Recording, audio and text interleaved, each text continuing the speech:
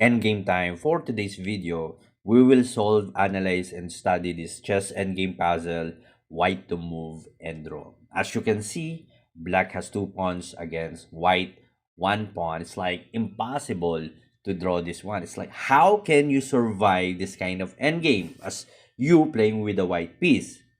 You only have to do is to find the right square for the king, because moving the pawn, well, that's obvious a lose for white. So your only hope is for the king to find the right square to draw this kind of endgame. And speaking of endgame, we have the so-called opposition, and the usual and common opposition is the king space and king, or there's one square away from two kings. But in this case, this kind of opposition will not work. Why?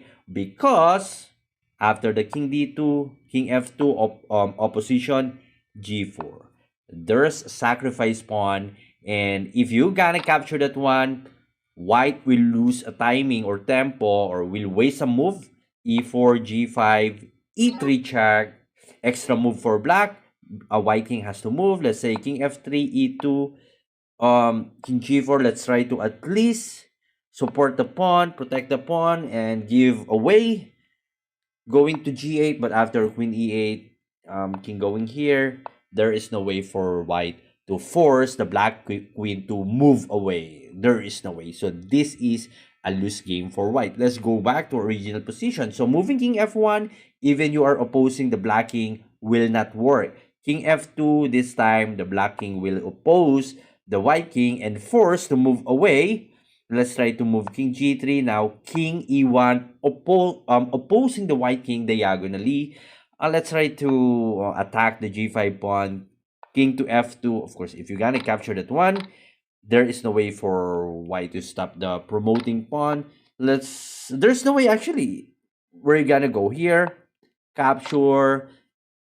Even you capture this one, there's a pawn on g. If you capture the other pawn, the e pawn will be unstoppable. So let's go back a little bit.